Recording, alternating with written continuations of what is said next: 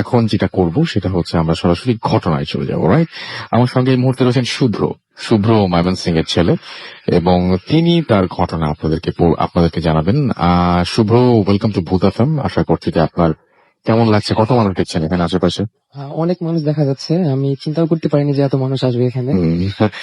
আচ্ছা, so thank you. যারা বাইরে শুনছেন তাদেরকে অনেক অনেক অনেক অনেক ধন্যবাদ। এবং আমাদের এই শোটা যেখান থেকে লাইভ হচ্ছে, চারপাশেই সবাই দাঁড়িয়ে আমাদেরকে দেখছেন এবং তারা ছবি তুলছেন এবং আমাদের পুরো ব্যাপারটা পর্যবেক্ষণ করছেন। And thank you very much Mymensingh. শুনি আপনার ঘটনা। থ্যাংক ইউ রাসেল ভাই। আমি সরাসরি ঘটনাটা শুরু করছি। আমার ঘটনাটি স্টার্ট হয়েছিল 2014 সালে 13ই এপ্রিল, অর্থাৎ পয়লা বৈশাখের আগের দিন। ঘটনাটি স্টার্ট হয়েছিল নেত্রকোনায়।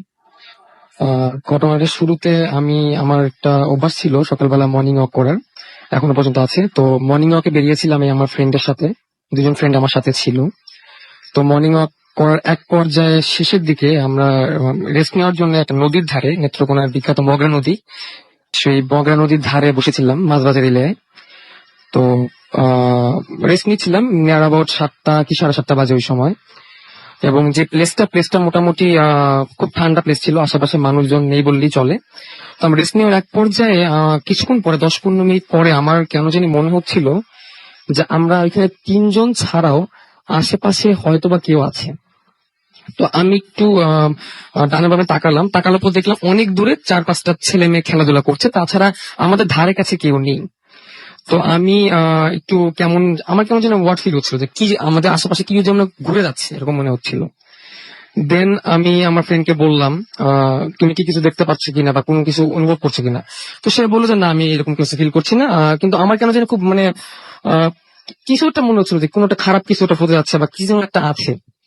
দেন আমি ওখান থেকে চলে আসলাম। কিছুক্ষণ পরেই আমরা চলে আসলাম ফ্রেন্ড সবাই মিলে। সমস্যাটি শুরু হলো সেদিন বিকাল থেকে। বিকালবেলা হঠাৎ করে আমি অসুস্থ হয়ে যাই, এবং রীতিমতো বললে যেটা চলে যায়, আমি অসুস্থ একটু কমই হতাম, কিন্তু সেদিন আমি হঠাৎ করে জ্বর, এবং 1 ঘন্টার মাঝখানে আমার জ্বর 102 ডিগ্রি সেন্টিগ্রেড পর্যন্ত চলে গেল। এবং আমি মোটামুটি সন্ধ্যা লাগাত ভালোই অসুস্থ হয়ে যাই। আমি বিছানায় শুয়েছিলাম। সন্ধ্যা পেরিয়ে রাত 8টা বাজলো। 8টা বাজার পরে আমার চোখটা কেমন যেন লেগে আসছিল। আমি সেটা ঘুমিয়ে পড়েছিলাম বা কি আমি সেটা বলতে পারছি না। চোখ বন্ধ করে থাকা অবস্থায় আমার কেন জানি সবকিছু ফ্ল্যাশব্যাক হওয়া শুরু করছে। মনে হচ্ছে কেউ আমাকে দিয়ে করাচ্ছে বিষয়টা। আমি নিজে করতে যাচ্ছি না, বাট আমি সেটা ফিল করছি। সবকিছু ফ্ল্যাশব্যাক হওয়া শুরু করেছে। আমি পিছন দিকে ফিরে যাচ্ছি আস্তে। ফিরতে ফিরতে ঠিক সেই সকালবেলা যেখানে আমি বসেছিলাম, আমার চোখের সামনে ক্লিয়ারলি ভাসছিল যে আমরা যেখানে বসেছি সেখানে, এবং পারপেন্ডিকুলারলি 90 ডিগ্রি অ্যাঙ্গেল করে একটা ফিগার, ছোট্ট একটা ফিগার, তুলার মতো সাইজের। ফিগারে কোনো কিছু ছিল না, বাট তুলার মতো দেখতে। হ্যাঁ, তুলার মতো দেখতে বলতে খুব গোলাকার সাইজের, ছোট পুরাইটি বলা যেতে পারে। 3টা চোখ। 3টা চোখ। আচ্ছা, নাথিং মোর দেন 3টা চোখ। এবং সেটা 90 ডিগ্রি অ্যাঙ্গেল করে আমাদেরকে ঘুরছে, সার্কেল করছে 90 ডিগ্রি অ্যাঙ্গেলে, টোটালি সার্কেল না। ও আচ্ছা আচ্ছা, 90 ডিগ্রি অ্যাঙ্গেল, আচ্ছা, সামনে যাচ্ছে একবার, পেছনে আসছে একবার, এরকম ভাবে টোটালি ঘুরছে না। ওকে। দেন আমি জাস্ট আমি সেটা দেখছি, বাট মনে হচ্ছে কেউ যেন আমাকে দেখাচ্ছে সেটা। হঠাৎ করে আমার মনে হলো যে আমি সে সময় শুয়েছিলাম, আপনি যদি শুয়ে থাকেন রাসেল ভাই, হঠাৎ করে যদি উপর থেকে একটা বস্তা বা বড় যদি কিছু আপনার উপর পড়ে যায়, আপনার যেরকম ফিল হবে, মনে হলো সেই ফিগারটা আমার চোখের দিকে সরাসরি চলে আসে, এবং সাথে সাথে আমার চোখ খুলে যায়। মানে আমি মনে করলাম যে আমি ঘটনাটা আসলে সরাসরি হয়নি, কিন্তু আমি জাস্ট এটা ফিল করেছি। দেন আমি দেখলাম সম্পূর্ণ শরীর আমার ঘেমে আমার জ্বর মোটামুটি চলে গিয়েছে, বাট মাথা ব্যথা, সেদিন থেকে মাথা ব্যথা শুরু হয়। দেন পরের দিন আমি সেই জায়গায় যাই আমার ফ্রেন্ডের সাথে, পয়লা বৈশাখের শুরুতে ঠিক সেই টাইমে 7:30টার দিকে আমি যাই। যাওয়ার পর আমি সেখানে তেমন কিছুই পাইনি। চলে আসার সময় জাস্ট ওই এরিয়াটা ক্রস করার সময় আমার কানে কিছু একটা বলছিল, যে ভয়েসটা আমি মানুষের ভয়েস বলবো না কিসের ভয়েস বলবো বুঝতে পারছি না। বলছিল যে পেছনে লেগে থাক, পেছনে লেগে থাক। একটা কথা। পেছনে লেগে থাকবো মানে আপনাকে বলছে কেউ হ্যাঁ, আমাকে বলছে পেছনে লেগে পেছনে লেগে সাথে সাথে আমি পাশে যে দুইজন ছিল ফ্রেন্ডদেরকে আমি বললাম যে এরকম কিছু দেখতে পাচ্ছ কিনা, যে অনুপম তুমি কিছু দেখতে পাচ্ছ কিনা, এরকম শুনতে পাচ্ছ কিনা। না, আমি এরকম কিছু শুনতে পারিনি। তো শুধুমাত্র আপনি শুধুমাত্র আমি, আমার সাথে অনুপম গল্প আমার দুজন ফ্রেন্ড ছিল, কিন্তু তারা এটা কোনো কিছু ফিল করেনি। দেন আমি রাত্রেবেলা মাঝে মাঝে ফ্রেন্ড আমার সাথে থাকতে আসতো। দেন প্রবলেম যেটা শুরু হয়, একের পর এক আমার সাথে দুর্ঘটনা হওয়া শুরু করে, এবং একের পর এক, এবং 2015 সালে টোটালি আমার দুর্ঘটনার উপর দিয়ে যায়, এবং প্রত্যেকটা দুর্ঘটনার পরেই আমার কানে একটা আওয়াজ প্রায় বাজতো রাতের দিকে, যখন গভীর রাতে আমি ঘুম থেকে উঠে পড়তাম, যে পেছনে লেগে আছি, পেছনে লেগে থাক। এবং এক রাতে আমি আমার ফ্রেন্ডের সাথে ঘুমিয়েছিলাম, সে বলল আমি ঘুমিয়ে থাকা অবস্থায় হঠাৎ করে ঘরে লাইট জ্বালিয়ে ফেলাম। আমার ফ্রেন্ড রাব্বি আমার সাথে থাকতো, আমি হঠাৎ করে ঘরের লাইট জ্বালিয়ে ফেলেছি। লাইট জ্বালিয়ে আমার চোখ বন্ধ, এজ লাইক এজ আমি হিপনোটাইজড। আমি টেবিলে গেলাম, টেবিলে যে কি জানি ড্র করেছি। তো আমার ফ্রেন্ড রীতিমতো ভয় পেয়ে গেছে, সে কিছুই বলেনি, সে শুধু দেখেছে। দেন সকালবেলা উঠে বললো তুই এটা কি করেছিস। আমি বললাম কি করেছি। সে আমাকে দেখালো একটা পেজের ভিতর, সে পেজে আমি মানে দেখে অবাক হয়ে গেলাম যে 3টা চোখ এঁকেছি আমি, 3টা চোখ এঁকেছি।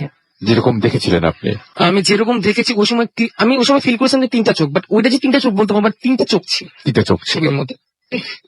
ওনারটা আমি মাইমিসিং চলে আসার পরে, আমি যখন কলেজে ভর্তি হলাম, আমার ফ্রেন্ড যে রুমমেট ছিল সেও বলেছে আমি এনে 4বার এই ঘটনা করেছি, এবং 4বারই এটি হয়েছে। এন্ড দেন আমার ফ্যামিলিতে আমার এক ফুপু আছেন, উনি বলেন, এবং আমি মোটামুটি দেখেছি উনার কাছে নাকি জিন আছে। তো উনি আমাকে যে কথাটা বলেছেন যে আগামী 3 বছর পর্যন্ত, 22 বছর বয়স পর্যন্ত সামথিং এই জিনিসটা প্রবলেম আমার উপর থেকেই যাবে, এবং আমাকে মেন্টালি উনি স্ট্রং থাকতে বলেছেন, যে আমি যদি মেন্টালি স্ট্রং থাকি সে কিছু করতে পারবে না, বাট যখনই আমি মেন্টালি উইক হয়ে যাব তখনই সেটা আমার প্রবলেম ক্রিয়েট করার চেষ্টা করবে। এন্ড এই ঘটনাটা লাস্ট শেষ যেটা আমার সাথে হয়েছিল মাইমিনসিং এ, এখানে আসার পরে, কলেজে ভর্তি হওয়ার পরে, আমি আমার ফ্রেন্ডের সাথে 7টার দিকে মাইমিনসিং এর যে বিখ্যাত পার্কটা রয়েছে নদীর পাশে, সে নদীর পাশে বসেছিলাম আমি 7টা কি 8টা বাজে, যে সিঁড়ির ধারে বসেছিলাম, হঠাৎ করে একটা লোক, আচ্ছা সিম্পলি নর্মাল জেন্টেলম্যান যেভাবে বলা যায় সেরকম একটা লোক এসে আমার দিকে, জাস্ট আমার দিকে এমন ভাবে বলেছে আমাকে চেনে। ভাইয়া দেখেন তো আপনি এই অ্যাড্রেসটা চিনেন কিনা, বলে আমাকে একটা কাগজ দেখা হলো। আচ্ছা আমি রীতিমতো অবাক হয়ে গেলাম, ওখানে কোনো অ্যাড্রেস ছিল না রাসেল ভাই। আচ্ছা আমার পাশে আমার একটা ফ্রেন্ড ছিল, সে জাস্ট ভাবছিল যে আমি হয়তো কোনো একটা অ্যাড্রেস বলছি, বাট ওইখানে ছিল 3টা চোখ আঁকানো। ও মানে যে চোখটা আপনি আঁকিয়েছিলেন 3টা চোখ আঁকানো ছিল। দেন আমি কি বলবো কিছু বুঝতে পারছি না, সে লোকটা কিছু না বলে আবার চলে গেল। দেন আমি বসে বললাম, আমি মানে কিছু বুঝতে পারছি না কি হলো এটা। আমি বসে পড়লাম, বসে পড়ার পরে আমার ফ্রেন্ড জিজ্ঞেস করলো কি হয়েছে।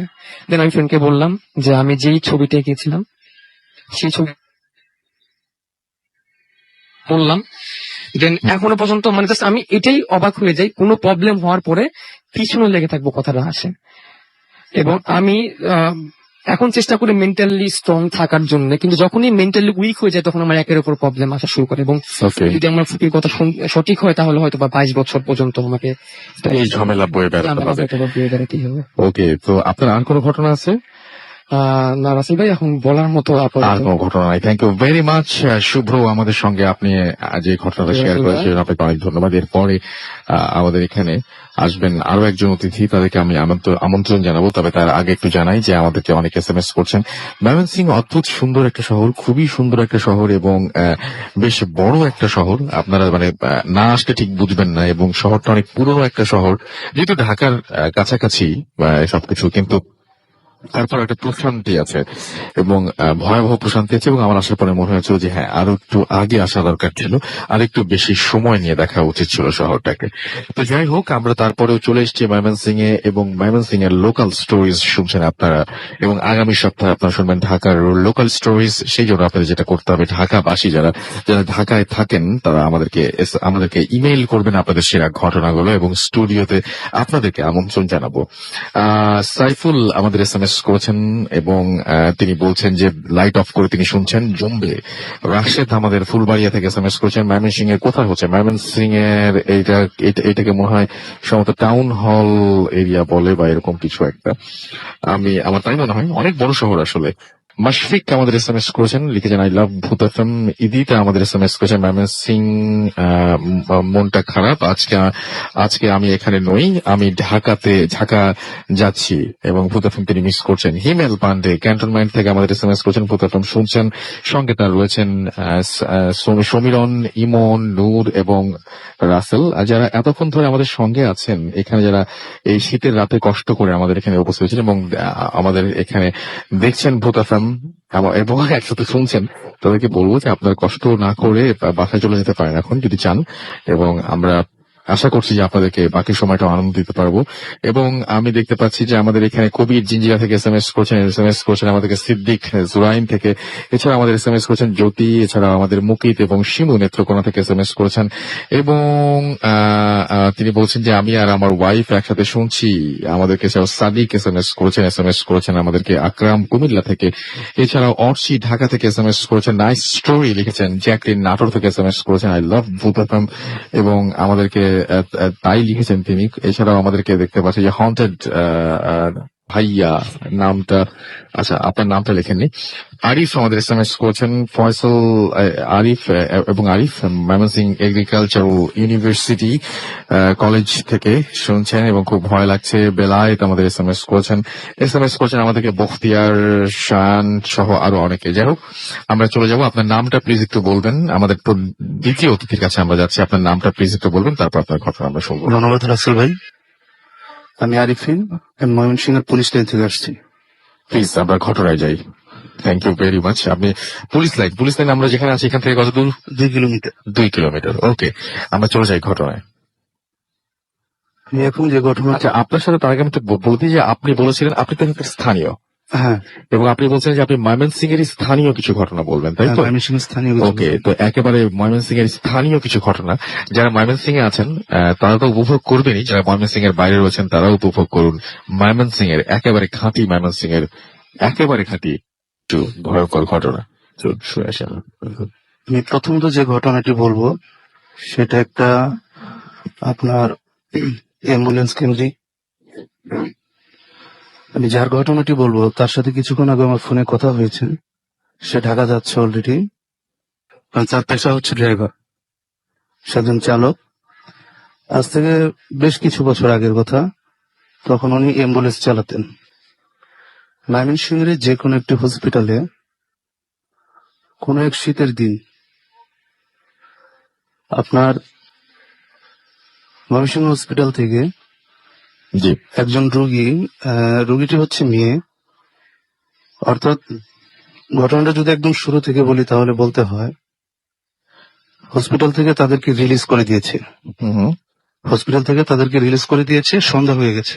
জি, সেক্ষেত্রে তারা অনেক অ্যাম্বুলেন্স খোঁজাখুঁজি করছে, কোনো অ্যাম্বুলেন্স পাচ্ছে না। রিলিজ করে দিয়েছে মানে কি? এটা কি বেঁচে আছে না না না, মারা গেছে। মারা গেছে? জি, মারা যাওয়ার পরে রিলিজ করে দিয়েছে। ওকে, রিলিজ করতে করতে সন্ধ্যা হয়ে গেছে, কিন্তু তারা কোনো অ্যাম্বুলেন্স খুঁজে পাচ্ছে না। অ্যাম্বুলেন্স যেতে ইচ্ছুক না। তারা যাবে আপনার পার্শ্ববর্তী জেলা শেরপুরে। তার মানে তারা এমন একটা অ্যাম্বুলেন্স খুঁজছে যে অ্যাম্বুলেন্সটা লাশটাকে নিয়ে হ্যাঁ, শেরপুর জেলায় যাবে, একটা প্রত্যন্ত এলাকা, পাহাড়ি এলাকা। আচ্ছা, কোনো অ্যাম্বুলেন্স ড্রাইভার যেতে রাজি হচ্ছে না বা কোনো অ্যাম্বুলেন্স পাচ্ছে না। সেক্ষেত্রে আমি যার ঘটনাটা বলছি তার নাম হচ্ছে রনি। তার বাসা হচ্ছে ময়মনসিংহ শহরেই, নতুন বাজারে মোড়ের কাছেই। যাই হোক, সে যেতে রাজি হলো, কিন্তু এটার পরিবারের লোকজন অ্যাম্বুলেন্সের সাথে যাবে না। হ্যাঁ, পরিবারের লোকজন অ্যাম্বুলেন্সের সাথে যাবে না, শুধু লাশটাই যাবে। আচ্ছা, সেক্ষেত্রে ওই ড্রাইভার রনি, তার সন্দেহ তেমন একটা হলো না, হয়তো ভাবছে সবাই তো অ্যাম্বুলেন্সের সাথে যায় না, ভয় পেতে পারে।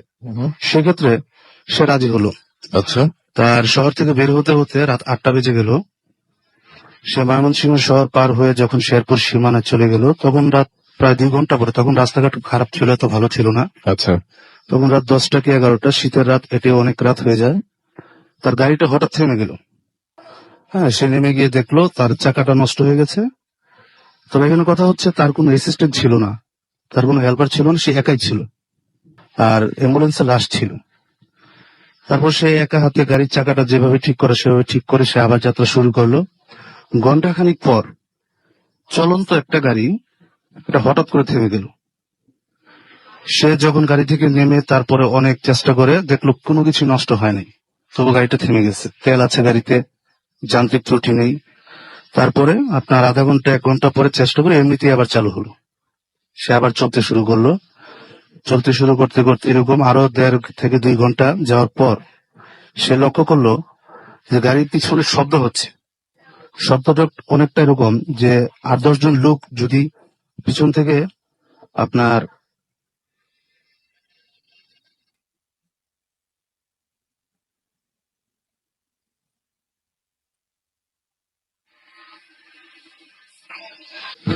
সেই রকম শব্দ 10 থেকে 15 মিনিট শব্দগুলো শুনলো। তারপর সব কোনো কেয়ার করলো না। তবে একটা সময় শব্দের গতিটা একটু বেড়ে গেল। অ্যাম্বুলেন্সের ছাদের উপরে শব্দ হচ্ছে, ভিতর থেকে গ্লাসের শব্দ হচ্ছে। এরকম শব্দ হওয়ার পরে সে গাড়িটা থামালো। থামানোর পর সে অ্যাম্বুলেন্সের পিছনে গিয়ে সেই অ্যাম্বুলেন্সের ডালাটা খুললো। ডালাটা খুলেই দেখে ওই লাশটা বসে আছে। তার মুখে একদম যে ক্ষত একটা অবস্থা, সে লাশটা বসে আছে। সে এই দৃশ্যটা দেখে একটা দৌড় দিল। সে পাশে ছিল একটা রাইস মিল একটু দূরে, সে ওই রাইস মিলের যে লেবাররা থাকে শ্রমিকরা, ওই শ্রমিকদের ঘরে গিয়ে উঠলো। এরপর শ্রমিকদের ঘর গিয়ে ওঠার পরে সে ওখানে সেন্সলেস হয়ে গেল। তারপর ওকে সবাই পানি দিয়ে একটু সচেতন করার পর ওই শ্রমিকদের সহ সে আসলো লাশের কাছে। আসার পর দেখে লাশটা আবার শুয়ে আছে, কিন্তু লাশটা খুব ক্ষত বিক্ষত। যাই হোক, আমি ঘটনাকে একটু সংক্ষেপে করে দিচ্ছি।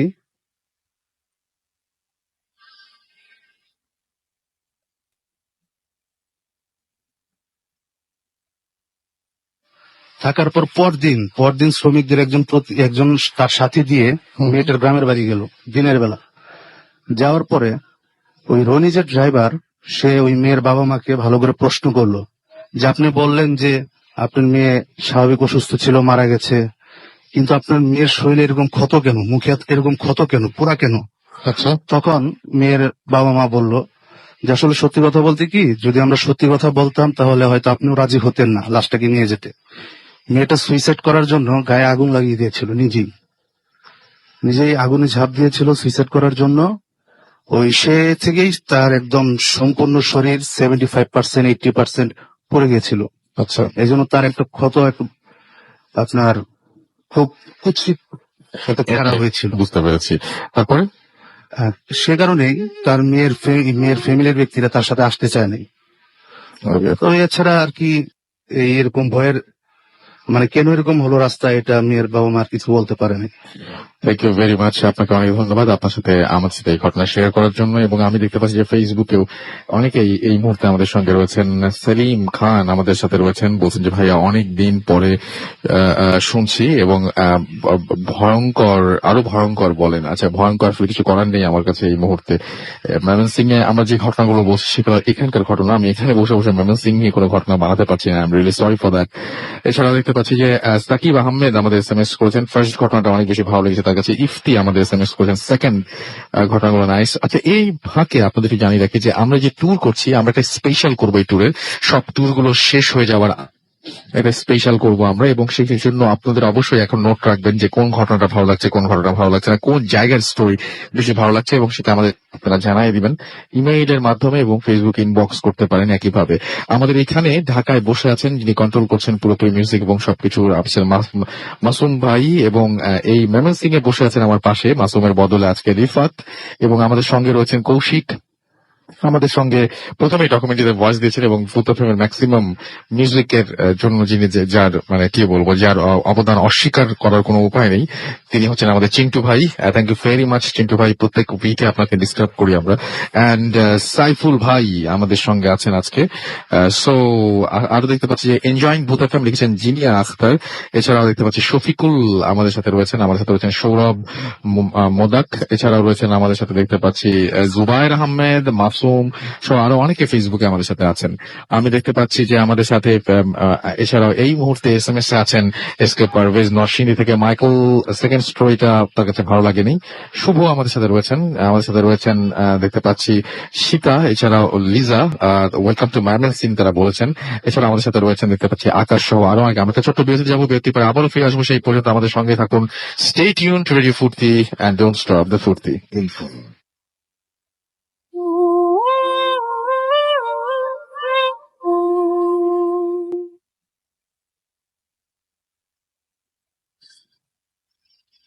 Yes, the night comes alive with গ্রামীণ ফোন। শুনছেন সবসময় রেডিও ফুর্তি 8.2 FM। আমি রাস্তাল আছি সাথে, এবং আপনারা জানেন যে রেডিও ফুর্তি একটা স্টুডিও ময়মনসিং এ রয়েছে। এই ময়মনসিং নিয়ে যত কথা, এইখানে ময়মনসিং এ আমাদের একটা স্টুডিও রয়েছে, এবং আমরা সেই জন্য আজকে ময়মনসিং এ এবং ময়মনসিং বাসীর সাথে আমরা উদযাপন করছি আজকের ভূতাত্মের ভয়ের মুহূর্তগুলো। এবং এই মুহূর্তে আমাদের সঙ্গে আরো একজন অতিথি যোগ দিয়েছেন। আপনার নামটা প্লিজ একটু বলবেন, তারপরে শুনি যে আপনি ময়মনসিং এর কোথায় থাকেন, তারপর আপনার ঘটনায় যাবো। হ্যালো লিসেনার্স, আমি শাওন, কালীবাড়ি, ময়মনসিং থেকে। ওকে, চলে যাই আপনার ঘটনায়। আমি ঘটনাটা এখন শুরু করছি। ঘটনাটা হয়েছে 2005-এ। একটা ময়মনসিং এর পরিচিত খুবই মানে জনবহুল এলাকার একটি প্রাইভেট ক্লিনিকে। ঘটনাটি শুরুর আগে আমি জায়গার ক্লিনিকের পরিচয়টা দিচ্ছি। ক্লিনিকের পাশে হচ্ছে রেলওয়ে কোয়ার্টার। ওই কোয়ার্টারের যে খেলার ফিল্ডের মাঝখানে একটি তাল গাছ রয়েছে, যা ব্রিটিশ আমল থেকে রয়েছে, এবং ওই তাল গাছে যে কিছু একটা আছে এটা অনেক আগে থেকেই জানতাম আমরা। তারপরে 2005-এ আমার ছোট বোনের যখন জন্ম হয়, আম্মুর অপারেশনটা হয় ওই ক্লিনিকে। ক্লিনিকটা ছিল 3 তলার। তো আম্মুর অপারেশনের পরের দিন আম্মুকে 3 তলার একটি কেবিনে ট্রান্সফার করা হয়। তো ট্রান্সফার করার পরে বিকালবেলা আমি প্র্যাকটিস শেষ করে যখন আম্মুকে দেখতে যাই, তখন প্রায় মাগরিবের আজান দিচ্ছে। তো আম্মু বলতেছে যে শাওন দেখো, ওই ক্লিনিকের যে জানলাটা, মানে কেবিনের যে জানলাটা, ওইটা থেকে তাল গাছটা সরাসরি দেখা যায়। তো একটু দেখো, সন্দেহ হয়ে গেছে যে জানলাটা খোলা কিনা। আচ্ছা। তো আমি খোলা থাকলে বন্ধ করে দাও। তো আমি জানলার পর্দাটা যখন সরাই, তো তখন দেখি একটা বিভৎস চেহারা জানলার মধ্যে দিয়ে তাকিয়ে আছে আপনার দিকে। জি। তখন দেখার সাথে সাথে আমি একটু পিছিয়ে আসি। পিছানোর পরে মানে ওই কেবিনের একটা বেডের সাথে বাড়ি খেয়ে আমি 3-4টা ডিগবাজি খেয়ে ফ্লোরে পড়ে যাই। তখন আব্বু দৌড়ে এসে জিজ্ঞেস করে যে কি হয়েছে। তখন আমি বললাম যে একটি বিভৎস চেহারা আমার দিকে তাকিয়ে আছে, আমি দেখলাম জানলায়। তখন আব্বু যে যখন পর্দা সরায়, তখন শুধু তাল গাছটাই দেখা গেছে, আর কিচ্ছু না। আচ্ছা। ওই দিন রাত্রেবেলায় আমরা যখন চলে আসি, তো সবাই ভাবছে যে আমার হ্যালোসিনেশন হয়েছে, অনেক প্র্যাকটিস করার পরে আমি গিয়েছি এই কারণে। তো রাত্রেবেলায় যে ঘটনা হয়, আমার মেজো চাচি ছিল আম্মুর সাথে রাত্রে। তখন 1:30 কি 2টা বাজে। ওই মোমেন্টে যে ওই জানলার পাশে যে ওয়াশরুমটা ছিল, ওয়াশরুমের দরজাটা মানে নড়তে থাকে। আচ্ছা। বাইরে থেকে লাগানো ছিল, তারপর নড়তেছে। চাচি ভাবছে যে হয়তো বা কোনো বাতাস বা কিছু, ওটার কারণে নড়তেছে। কিন্তু একটু পরে দেখা গেল যে ওই সাউন্ডটা এরকম হচ্ছে যে ভিতর থেকে কেউ ওয়াশরুমের দরজাটা খোলার চেষ্টা করছে। আচ্ছা। তো চাচি উঠে বসে জানলা দিয়ে তাকিয়ে দেখে যে কোনো ঝড় বা কিছু হচ্ছে কিনা, কিন্তু দেখলেন যে কিছুই না, বা কোনো বাতাসও নেই। মে মাসের 10 তারিখের ঘটনা এটা, 2005-এর। তো ওই সময় কোনো ঝড়ও হওয়ার কথা না। তো যখন দেখলেন যে ঝড় হচ্ছে না বা বাতাস নেই, তখন চাচি একটু ভয় পেয়ে দোয়া কালাম পড়তে থাকে, এবং ওয়াশরুমের যে হ্যান্ডেল, ওটার সাথে একটি উন্না পেঁচিয়ে মানে ওই বেডের পায়ের সাথে বেঁধে রাখে শক্ত করে। কেন এটা কেন? যে উনি ভাবছেন যে হয়তো বা কেউ খোলার চেষ্টা করছে, বা উনিও জানতেন ঘটনা কিছু একটা যে এরকম হয়। আচ্ছা। নিউ বর্ন বেবির বেলায়। তো তখন এরকম যখন বেঁধে রাখলেন, তখন মনে হচ্ছে যে মানে ওই সাউন্ডটা আরো বেড়ে গেছে, মনে হচ্ছে যে কেউ দরজার মধ্যে লাথি দিচ্ছে ভিতর সাইড থেকে। তো চাচি আরো জোরে জোরে দোয়া কালাম পড়তে থাকে এবং রুমের চারদিকে ফু দিয়ে দেয়। তার 5-6 মিনিট পরে ওই সাউন্ডটা অফ হয়ে যায়। তো ওই সাউন্ড অফ হওয়ার পরে ক্লিনিকের মানে ওই কেবিনের মেইন ডোরে একটা নক হয়। নক হওয়ার পরে চাচি ভাবেন যে 3টার দিকে আম্মুকে ইনজেকশন দেওয়ার জন্য এক নার্স আসার কথা, উনি আসছেন হয়তোবা। তিনি দৌড়ে যেয়ে দরজা খুলে দেন, কিন্তু দেখেন যে কেউ নেই। তখন চাচি আরো ভয় পেয়ে যায়। আচ্ছা। ভয় পাওয়ার পরে দরজা লাগিয়ে দিয়ে আমার বোনকে তার কোলে নিয়ে দোয়া কালাম পড়তে থাকে। এক পর্যায়ে দেখা যায় যে সবকিছুই নর্মাল হয়ে আসছে। তো তার 15 থেকে 20 মিনিট পরে নার্স আসে। আসার পরে 3-4 বার নক করার পরে এবার চাচি জিজ্ঞেস করেন কে। তো নার্স বলে আমি নার্স। পরে চাচি দরজা খোলার পরে উনি জিজ্ঞেস করেন যে আপনি কি কিছুক্ষণ আগে আসছিলেন, নক করছিলেন দরজায়? তখন নার্স বলে যে না, আমি আসি নাই। বলছে তাহলে আপনাদের হসপিটালের কেউ হয়তো বা, বলে কি না হসপিটাল এই ক্লিনিকে শুধু আমি দায়িত্বে আছি, আচ্ছা। এই দায়িত্বে শুধু আমি আছি রাত্রের ডিউটিটাতে। তাহলে তখন চাচি বলতেছে হয়তো বা কোনো পেশেন্টের আত্মীয় স্বজন হয়তো বা নক করছে। নার্স বলেন যে না, 3 তলার এই কেবিনে শুধুমাত্র আপনারাই আছেন, 3 তলা পুরাপুরি খালি, আর কেউই নেই। আচ্ছা। তো চাচি ভয় পেয়ে সাথে সাথে আব্বুকে ফোন দেয়, আব্বু ছুটে যায়। সকালবেলা আমরাও যাই। পরে নার্স আমাদেরকে সকালবেলা যে ঘটনা বলে, সকালবেলা বলে যে এই মানে এই 3 তলায় নাকি অনেক রকম ঘটনা ঘটে, ভৌতিক ঘটনা ঘটে। যেমন নক হওয়ার পরে দরজা খোলার পরে যখন ফিরে আসে মানুষ, যখন কাউকে না পেয়ে ফিরে আসে, তখন হয়তোবা দেখে যে বেবির কোনো নিউবর্ন বেবির কোনো চোখ নেই, বা নিউবর্ন বেবি ছোটবেলায় ঠিক ছিল, সকালবেলা মৃত। এরকম ঘটনা ঘটে অনেক। তো আমরা ওই দিনই চলে আসি। তার ঠিক 3 দিন পরে ওই ক্লিনিকেই 3 তলাতেই মানে রাত্রেবেলায় ডিউটি করার সময় ওই না আপনার সিঁড়ি থেকে পড়ে যায় ওনার মৃত্যু ঘটে। আচ্ছা। এই ছিল আমার ঘটনা। Okay, thank you very much. Arafat cantonment public school and college থেকে আমাদের সাথে রয়েছেন পিয়াস, আমাদের সাথে রয়েছেন অনামিকা ফরিদপুর থেকে। এছাড়াও আমাদেরকে লিখেছেন আজকে মিক্সড আমরা পাচ্ছি যে ঘটনা, কেউ বলছেন ভালো হচ্ছে, কেউ বলছেন খারাপ হচ্ছে, কারো ভালো লাগছে, কারো ভালো লাগছে না। যেমন মাইকেলের একদমই ভালো লাগছে না, আবার অনেকে আছেন তাদের আবার ভালো লাগছে। তো আমরা মিক্সড পাচ্ছি, এবং আশা করছি যে আপনারা যারা আমরা চেষ্টা করছি যে এখানকার যারা আছেন তারা আপনারা চেষ্টা করছেন তাদের জীবনের সেরা ঘটনাগুলো তুলে নিয়ে আসতে আপনাদের সামনে। সো আমার মনে হয় তাদেরকে উৎসাহিত করবেন প্লিজ, এইটুকু সহযোগিতা আপনাদের কাছে আমরা চাচ্ছি। আমাদেরকে প্রান্ত SMS করেছেন, প্রান্ত কর্মকার ভালুকা থেকে। তিনি অবশ্য লিখছেন যে দারুণ হচ্ছে। অনামিকা ফরিদপুর থেকে লিখছেন স্টোরি গুলো ভালো হচ্ছে। পিয়া আমাদের লিখেছেন যে বরিশালে কবে আসবেন? বরিশালে খুব সুন, ভেরি সুন আমরা আসবো, এবং আশা করছি যে আপনাদের সাথে দেখা হবে। হালিম আমাদের SMS করেছেন, এছাড়াও SMS করেছেন আমাদেরকে দেখতে পাচ্ছি ফয়সাল সিলেট থেকে। এছাড়া আমাদেরকে আকাশ SMS করেছেন, নুসরাত ক্যান্টনমেন্ট থেকে SMS করেছেন, ক্যান্টনমেন্ট ময়মনসিংহ থেকে। এছাড়া আমাদেরকে SMS করেছেন আদিব, এছাড়াও আমাদেরকে কবির SMS করেছেন জিঞ্জিরা থেকে। সুমন আমাদেরকে SMS করেছেন আমাদেরকে রাজমণি ফুলবাড়িয়া থেকে। সৈকত আমাদের SMS করেছেন সাভার থেকে। আমরা চলে যাব আমাদের পরবর্তী অতিথির কাছে। আপনার নামটা প্লিজ একটু বলবেন, তারপর আপনার ঘটনায় যাব। হাই লিসেনার্স, আমি শুভ, নন্দীবাড়ি, ময়মনসিংহ। ওকে, চলে যাই ঘটনায়। আমি রাসেল ভাই যে ঘটনাটা বলবো এটা আজ থেকে প্রায় 25 বছর আগের ঘটনা। তো তখন ময়মনসিংহের অবস্থা আপনার এত ডেভেলপ ছিল না। আচ্ছা। তো আমাদের শহরের মানে মেন কেন্দ্র থেকে চলে গেছে একটা রেল লাইন। তো রেল লাইনের দিক থেকে হ্যাঁ। আপনার হয়ে আমাদের এলাকাটা, রেল লাইনের পাশে আমাদের এলাকাটা। তো আমার এক নানা ভাইয়ের ঘটনা, তিনি এই দুনিয়াতে এখন আর নেই। তো আমার নানা ভাই বাজার থেকে মাছ কিনে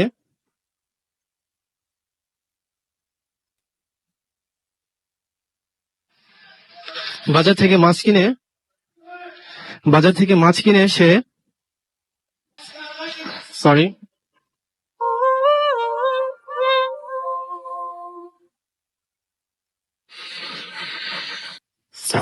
ওয়েলকাম ব্যাক। কিছু টেকনিক্যাল ঝামেলা, সেজন্য আমরা আন্তরিকভাবে দুঃখিত। এবং আমরা যেটা করব সেটা হচ্ছে আপনাদের কারাগর জানিয়ে দিই আমাদেরকে SMS করার নিয়ম হচ্ছে মোবাইলের মেসেজ অপশনে গিয়ে টাইপ করুন ফুর্তি FORT, ফুর্তি স্পেস দিয়ে লিখুন আপনার নাম, স্পেস দিয়ে আপনার মেসেজ পাঠিয়ে দিন 9840 নাম্বারে। আমাদের ইমেল অ্যাড্রেস হচ্ছে bhutfm@radioforti.fm, which is BHFM@radioforti.fm। আপনার নাম, ঠিকানা এবং ফোন নাম্বার সহ আপনার জীবনে ঘটে যাওয়া সেরা ঘটনা বা আপনার জানা সেরা ঘটনা লিখে দিন আমাদের কাছে। এবং যারা স্টুডিওতে সেই ঘটনা শেয়ার করতে চান তারা শুরুতেই জানিয়ে দিবেন যে আপনারা স্টুডিওতে সেই ঘটনা শেয়ার করতে চান, এবং আমরা নেক্সট এপিসোড করবো ঢাকায়। এখন আমরা যেটা করব সেটা হচ্ছে আপাতত চলে যাব কিছু অডিও ক্লিপে। চলুন শুনে আসছি কিছু ঘটনা।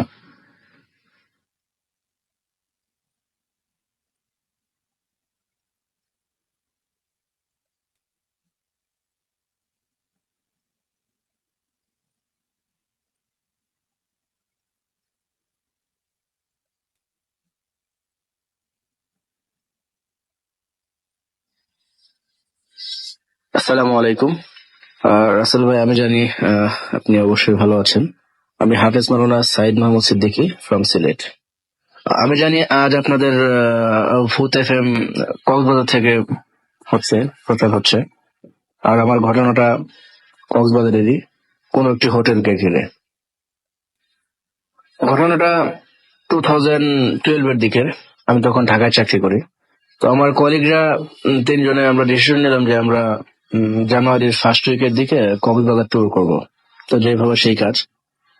এটা মেবি জানুয়ারির 8 তারিখ হবে বা 7 তারিখ। আমরা শ্যামলী পরিবহনে করে কক্সবাজার উদ্দেশ্যে রওনা হই। নাইট কোচে যাই। রাত্র 3টা কি 4টার দিকে আমাদের বাসটা নুরজাহান হোটেলে যাত্রা বিরতি দেয়। তো আমরা চা নাস্তা করে আবার পুনরায় বাসে উঠে পড়ি। একটা সময় চিটাগংয়ের সীতাকুণ্ডর পূর্বে হঠাৎই আমাদের বাসটা মাঝ রাস্তায় থেমে যায়। তখন একটা হার্ট ব্রেকের মতো চলতেছে, হঠাৎ ব্রেক এরকম একটা।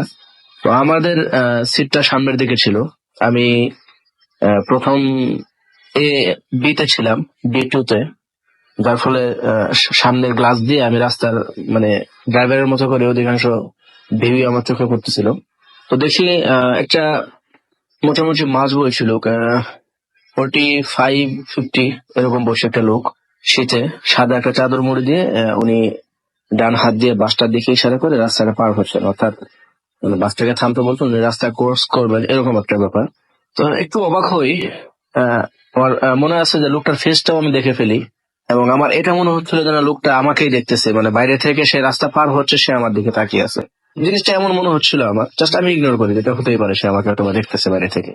কিন্তু বলে রাখি, বাসের ভিতরটা বেশ অন্ধকার ছিল। যাই হোক, তো আমরা পরদিন সকাল 10টা নাগাদ আমরা কক্সবাজারে পৌঁছাই। তো আপনারা জানেন জানুয়ারি বা ডিসেম্বরের সময়টা সি বিচ এরিয়াতে পর্যটকদের প্রচুর পরিমাণে ভিড় থাকে, যার ফলে হোটেল মানে মিলানো খুবই কষ্টকর। তো আমরা অনেক খোঁজাখুঁজির পর এয়ারপোর্ট রোডের কোন একটি হোটেল পাই। হোটেলটা মোটামুটি মানে একটু নির্জন এরিয়া বলা যেতে পারে। ওই সাইডটা লোকজন চলাচল একটু কম এমন মনে হচ্ছিল। যে অন্য এরিয়া গুলোতে যেমন জাম প্যাকড ছিল মানুষজনের, খুব সমাগম ছিল, ওই সাইডটা কেমন যেন একটু শুনশান মনে হচ্ছিল আমার কাছে। আর হোটেলটাও কেমন যেন একটু পুরনো, 4তলা একটি ভবন, এবং বাইরে থেকে দেখতে একটু গা সঞ্চয় পাবো। যাই হোক, আমরা 3 জন 2টো রুম নিয়ে নেই। এক রুমে আমার 2 বন্ধু শিফট হয়, আর এক রুমে আমি একা শিফট হই। তো টায়ার্ড ছিলাম। সকালে আমরা গোসল সেরে নাস্তা করে ঘুম দেই। আমাদের ঘুম ভাঙে আসরের আজানে, দেন নামাজ পড়ে সি বিচের দিকে হাঁটতে বেরোই। হাঁটছি, আমরা কিছু দূর এগোতেই ঝাউবন এরিয়াটা পড়ে, মানে ঝাউ গাছগুলা, যারা কক্সবাজারে গেছেন তারা অনেকেই জানবেন যে এয়ারপোর্ট থেকে সামনে ঝাউ গাছগুলার এরিয়া, এবং ওটা ক্রস করেই দেন সি বিচ। তো ঝাউবনটা যখন পার হই, তখন দেখি একটু দূরে একটা ঝাউ গাছের নিচে একটা লোক দাঁড়ানো। জাস্ট শুধু একটু দেখলাম, আমি আসলে ওইভাবে খেয়াল করিনি। দেন আমি সি বিচে যাই। ওখানে যাওয়ার পর আমরা বাদাম খাই, রেস্ট করি, গল্প করি। কেন জানি কি জানি ভেবে আমি পিছন ফিরে তাকাই, দেখি যে সেই লোকটা যেটা একটু আগে দেখলাম সে স্টিল দাঁড়িয়ে আছে, এবং তাকে আমি স্পষ্ট দেখতে পাচ্ছিলাম না, কিন্তু আমার কেন জানি মনে হচ্ছিল সে আমাদেরকেই দেখছে, মানে আমাদেরকে লক্ষ্য করছে, এবং স্পেশালি মনে হচ্ছে আমাকেই দেখছে। তো একটু মানে আমার কাছে একটু অন্যরকম মনে হলো ব্যাপারটা। যাই হোক, আমি দেখি 10 সেকেন্ডের মতো, দেন আবার সামনের দিকে মুভ করি, আবার গল্পে মেতে উঠি। দেন আমরা দাঁড়াই, যে বলি যে সামনের দিকে একটু হেঁটে সামনে যাবো। হেঁটে যাচ্ছি, আবার কেন জানি মনে হচ্ছে একটু তাকাই, দেখি না সে স্টিল সে ওখানে দাঁড়িয়ে আছে এবং আমাদের দেখছে, বাট অস্পষ্ট, মানে তাকে ক্লিয়ার দেখতে পাচ্ছিলাম না, কিন্তু মনে হচ্ছিল সে আমাদেরকে ফলো করছে বা দেখছে, এরকম একটা কিছু। তো যাই হোক, আমরা এটা ঘুরে অন্য দিক দিয়ে আমরা আমাদের হোটেলে ফিরে আসি। 9টার দিকে খেয়ে দিয়ে আমরা সবাই যার যার রুমে চলে যাই। তো টিভি দেখতে থাকি। একটা সময় হঠাৎই মানে আমার টিভি অফ করে, ক্লান্ত লাগছিল, জাস্ট মানে বিছনায় যাবো এরকম একটা, ঘুমোতে যাবো একটা এরকম ছিল, প্রিপারেশন দিচ্ছিলাম। তো লাইট অফ করে কম্বলটা নিয়ে শুয়ে পড়ি। তো হঠাৎই একটা আওয়াজ, আমার ঘুম ভেঙে যায়। আমি প্রথমে মনে হলো যে হঠাৎই হয়তো ঘুম ভেঙে গেছে, না দেখি যে আওয়াজটা আবার আসতেছে। এবং আমার হোটেল রুমটা একটু বর্ণনা দিই। আমি যে রুমে ছিলাম, রুমের দক্ষিণ সাইড অর্থাৎ সি বিচ সাইডে পাশে পুরাতন একটা ঝিনুক মার্কেট, সেটা বলতে গেলে এক ধরনের অনেকটাই মানে জনশূন্য। আর আমি ছিলাম 3তলাতে। ওই দিকটা একটা বারান্দা আছে, সেখানে 2টো চেয়ার রাখা, ছোট ব্যালকনি, এবং ব্যালকনির সাথে আমার রুমের সাথে ব্যালকনিটা, জাস্ট একটা জানালা আছে থাই গ্লাস দেওয়া, ওটা খুললে ব্যালকনির পর ওই মার্কেটটা টিন শেড, অর্থাৎ আমার 3 তলা থেকে মার্কেটের ভেতরটা পুরোটাই দেখা যায় এরকম। আর দুটো বড় বড় গাছ, সেগুন গাছের মতো, এটা জানালা ঘেঁষে উপর দিকে উঠে গেছে। তো আমি আওয়াজটাই ঘুম ভেঙে যায়। তো আবার যখন আওয়াজটা হয় তখন আমি ফিল করলাম যে আমার পিছনে যে বারান্দার যে জানালাটা আছে, অর্থাৎ আমার যে বেডের সাথে একদম অ্যাটাচ দেওয়ালের সাথে যে গ্লাসটা, জানালাটা, ওই জানালাটার থাইতে কেউ হয়তো নক করছে এবং থাইটা নড়তেছে, গ্লাসটা নড়তেছে, আমি স্পষ্ট দেখতেছি। আমার প্রথমে একটুই লাগে, অন্ধকার তো দেখা যাচ্ছিল না, পরে আমি লাইট জ্বালাই। তো লাইট জ্বালাই যেটা দেখলাম, আমি আসলে আহ ভয় কতটা পেয়েছিলাম জানি না, বেশ মানে হতভম্ব হয়ে গিয়েছিলাম। দেখি একটা মাঝবয়সী লোক আমার মানে গ্লাসের উপর দিয়ে স্পষ্ট দেখা যাচ্ছে, তার হাতটা জানালাতে রাখছে, খুব চাপ দিয়ে সে ধরে রাখছে এবং তার ফেসটা গ্লাসের সাথে একদম লাগাই দিছে। সে আমার দেখে মানে বিষণ্ণ চোখে সে তাকিয়ে আছে, আমাকে ভয় দেখাচ্ছে না, বিষণ্ণ চোখে সে আমাকে দেখতেছে। কিন্তু এটা কিভাবে সম্ভব? 3 তলায় ব্যালকনিতে, এখানে আসতে হলে আমার রুমের ভিতর দিয়ে যেতে হবে। আমি আসলে এক মুহূর্তে দিনের বেলা কিছু ভাবতে পারি নাই, কিন্তু আমি ভয়টা তখন পেলাম যে এই ফেসটা আমি কোথাও দেখছিলাম, কোথায় যেন দেখছি, এবং এই চাদর মুড়ি দেওয়া। তখন মনে হলো যে হ্যাঁ, ওই যে সীতাকুণ্ডে ঢোকার প্রবেশের মুহূর্তে যখন আমাদের বাসটা হঠাৎই থেমে যায়, একটা বৃদ্ধ লোক পার হচ্ছিল, মাঝবয়সী লোক, তার ফেসটা আমি বাড়িতে ভিতর থেকে স্পষ্ট দেখতে পাচ্ছিলাম, বাসের ভিতর থেকে মনে হচ্ছিল ওই লোকটাই। আর তখন আমি ভয় পেয়ে যাই এবং আমি দৌড়ে রুম থেকে বের হয়ে যাই।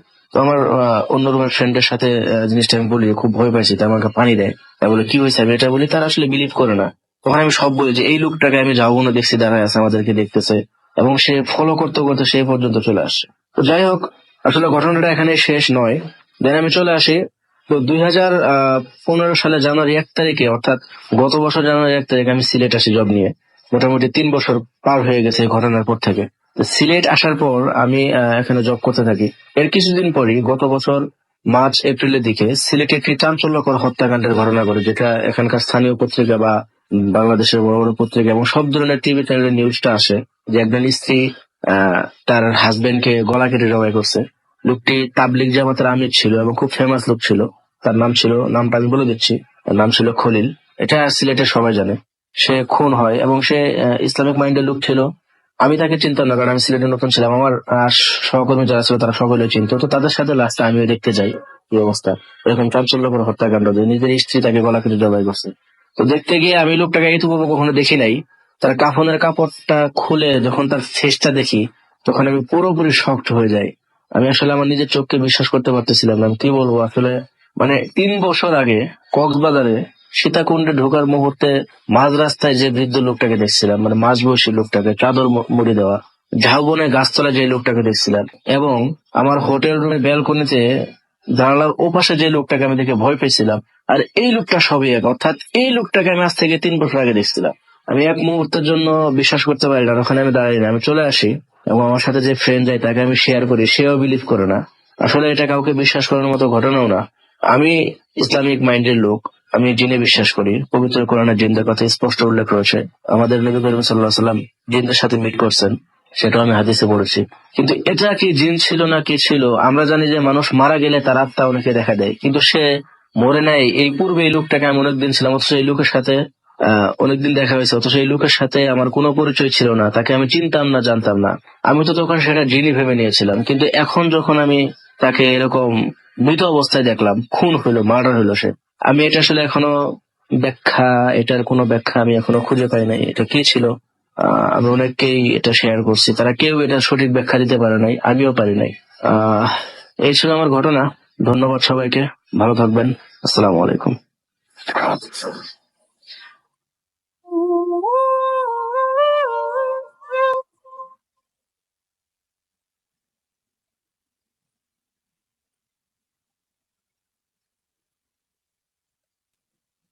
আসসালামু আলাইকুম ওয়া রাহমাতুল্লাহি ওয়া বারাকাতুহু। আমার নাম মোহাম্মদ রাজু খান। আমি কুয়েত থেকে বলতেছি। আমার দেশের বাড়ি মানিকগঞ্জ জেলা শিবালয় থানা, গ্রাম টেপরা। এটা একটা সংগ্রহ করা ঘটনা। এই ঘটনাটা ঘটে কুয়েতে কোন এক এলাকায়। আমি সেই এলাকাটার নাম বলতে চাইতেছি না। সেখানে একটা ইন্ডিয়ান ছেলে আত্মহত্যা করে, গলায় দড়ি দিয়ে সুইসাইড করে। তো তারপর তার রুমমেটরা যখন দেখতে পায়, তারা পুলিশকে ফোন করে এবং তাদের আশেপাশে যারা আছে তাদেরকে ডাকে সেটা দেখায়। তারপর পুলিশ আসে, আসার পর যে নিয়ম কানুন আছে সেই অনুযায়ী সেই লাশটাকে নামায় এবং নামায় সেটা পোস্টমর্টমের জন্য নিকটবর্তী সরকারি হাসপাতালে পাঠানো হয়। আর তারপর সেই পোস্টমর্টম করার জন্য যে দুজন মানুষের উপরে দায়িত্ব দেয় তারাও আজনবী ছিলেন, আর তাদের সাথে এই ঘটনাটা ঘটে। তো যখন পুলিশের কাছ থেকে হাসপাতালে দেওয়া হয় লাশটাকে পোস্টমর্টমের জন্য, তো যেই দুইটা ছেলের উপরে দায়িত্বটা পড়ছে তাদের একজনের নাম ওসমান আর একজনের নাম জাফর, আর এটা তাদের ছদ্মনাম। কেননা তারা বলছে যে তাদের যদি নাম উল্লেখ করি হয়তো বা এতে সমস্যা হতে পারে। আর আমি হাসপাতালের নামটা উল্লেখ করতেছি না, তবে এখানে নিকটবর্তী একটা হাসপাতাল। তো তারপর তারা তাদের যে কাজ কাম ছিল সেগুলো সম্পূর্ণ করে এবং যেখানে রিপোর্টটা জমা দেওয়ার দরকার ছিল সেখানে তারা রীতিমতো রিপোর্ট জমা দেয়। তো তারা এর ভিতরে একটা ভুল করে, যেটা যে লাশটা আসে সেই ছেলেটা কোনো ফ্যামিলির চাপে পড়ে সেরা কুয়েতে কাজ কাম করতো, ফ্যামিলির চাপে পড়া এখানে টেনশনে পড়ে সে আত্মহত্যা করে।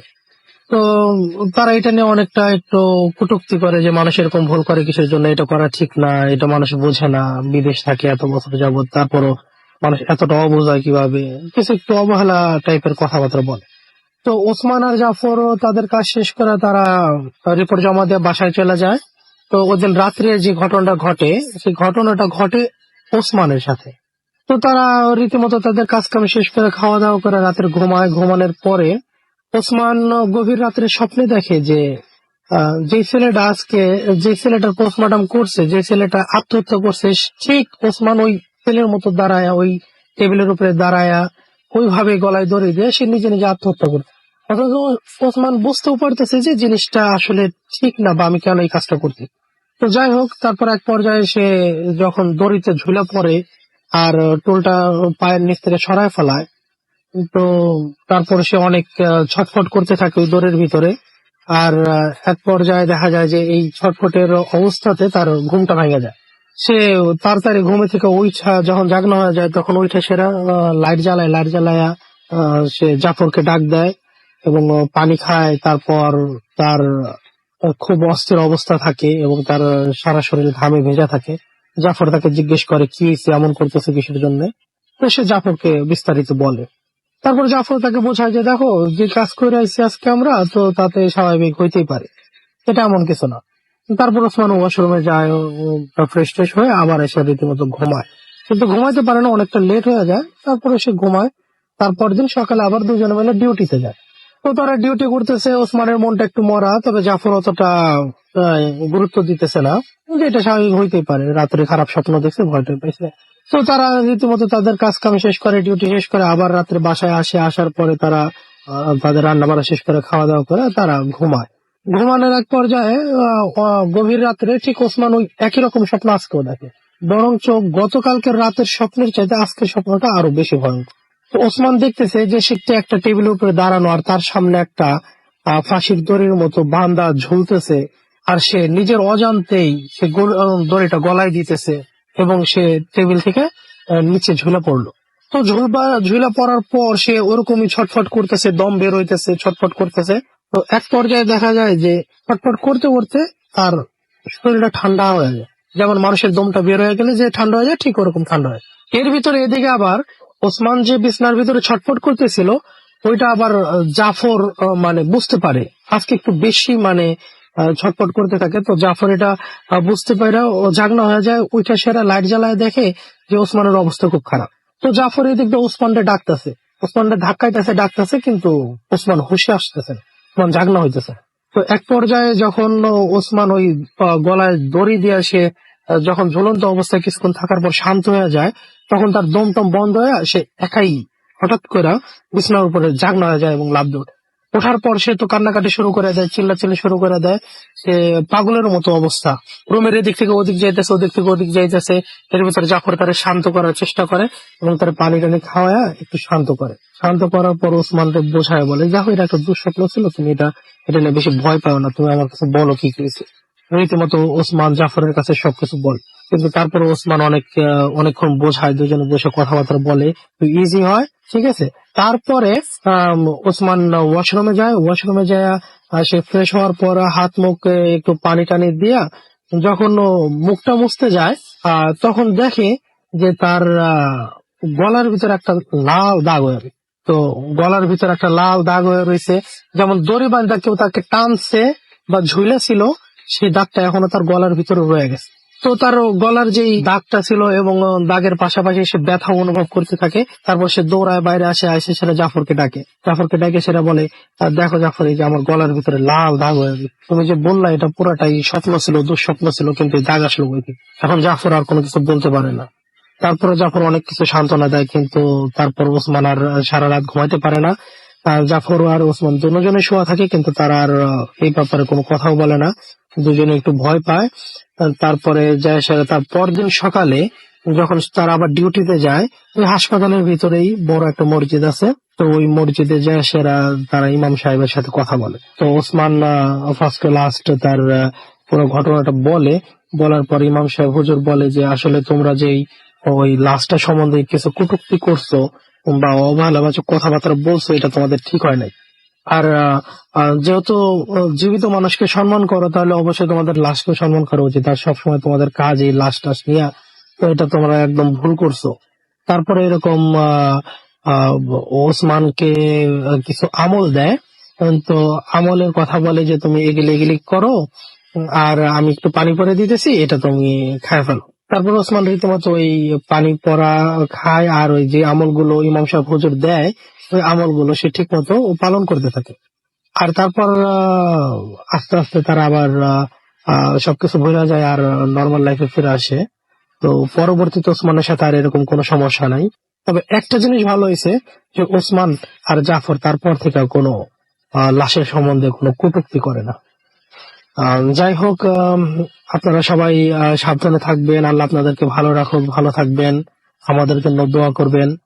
ধন্যবাদ। আসসালামু আলাইকুম রহমতুল্লাহি ওয়া বারাকাতুহু। শুনছেন রেডিও 40, দেশের সর্ববৃহৎ radio network 88.0 FM. Bhoot FM, the night comes alive with Ramin Fawn.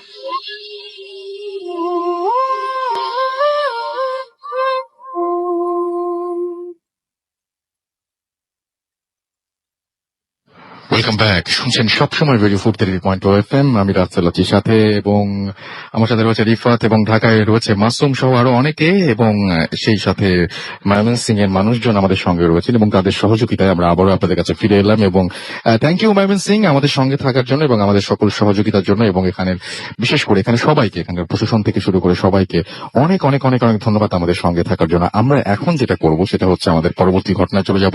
আপনার নামটা প্লিজ একটু বলবেন, কোথা থেকে এসেছেন, আমরা তারপর আপনার ঘটনায় যাব। আরেকবার বলতে হবে। হ্যাঁ, আপনার নামটা প্লিজ আরেকবার বলেন। জি, ঘটনা বলেন।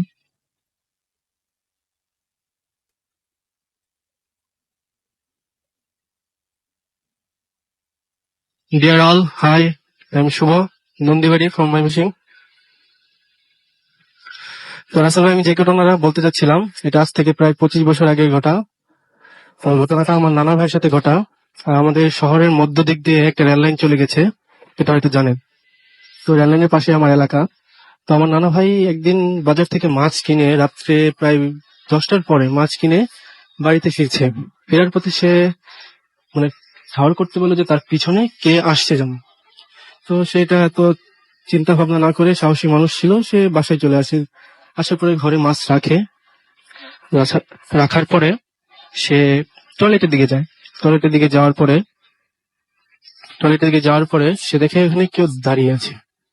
তো সে তার ছেলে মনে করার পরে সে অনেক বকাঝকা করে, যে পরে সে এক সময় বুঝতে পারে যে এটা তার ছেলে না, অন্য কিছু। তো অন্য কিছু সে যখন টয়লেট থেকে তার করতে, পরে আপনার রাসেল ভাই উনি তার সাথে মানে অনেক ঝগড়া শুরু হয়ে যায়, কথা কাটাকাটি, অনেক ঝগড়া শুরু হয়ে যায়। যেখানে কেন সে মনে করেন ঝগড়ার এক পর্যায়ে তার হাতাহাতি শুরু হয়ে যায়, অনেক হাতাহাতি প্লাস মারামারি। মানে বৃষ্টির দিন ছিল, কাদাতে অনেক জাম হয়ে যায়। ওইখানকার মানে আশেপাশে মানুষ উঠে চলে আসে। পরে আপনার সবকিছু করার পরে দেখে যে মানুষজন দেখে তার কাদা মেখে পুরো শরীর ভিজে গেছে। ভিজে যাওয়ার পরে ভেসে যাওয়ার পরে সবাই তাকে ধরে এবং পানি টানি দিয়ে পরিষ্কার করে পরে জিজ্ঞেস করে কি হয়েছিল। সে দেখে কি যে টয়লেটের সাথে একটা গলা নেই, তার গলা নেই এবং চোখ দুটো বুকে এরকম একটা বস্তু দাঁড়িয়ে আছে। ওকে, থ্যাংক ইউ ভেরি মাচ। আমাদের কিছু কারণে আমাদের আজকে এই এপিসোডটি এই মুহূর্তে এখানে ক্লোজ করতে হচ্ছে, সুতরাং আমরা আবারও আপনার সাথে কথা হবে আগামীতে যখন ঢাকায় আমরা এপিসোডটা করব, নেক্সট এপিসোড। সেই পর্যন্ত সবাই আশা করছি ভালো থাকবেন, সুস্থ থাকবেন, সুন্দর থাকবেন, মোস্ট ইম্পর্টেন্টলি ফুর্তি থাকবেন এবং অবশ্যই ভূত এফএমের নেক্সট এপিসোড মিস করবেন না। এবং আমি যাওয়ার আগে জানিয়ে দিচ্ছি আমাদের যে অ্যাড্রেসটা রয়েছে, আমাদের যে জিমেল, আমাদের যে ভূত এফএমের যে অ্যাড্রেসটা রয়েছে সেই অ্যাড্রেসটা একবার জানিয়ে দিচ্ছি, যেখানে আপনারা ইমেল করতে পারেন। আমাদের অ্যাড্রেস হচ্ছে bhutfm@radiofurti.fm, bhwtfm@radioforti.fm। আজকের মতো এখানে শেষ করছি এবং কথা হবে আবার আগামী সপ্তাহে। সেই পর্যন্ত সবাই ভালো থাকেন, সুস্থ থাকেন, গুড বাই ময়মনসিং, এন্ড আজকের মতো এখানেই টাটা।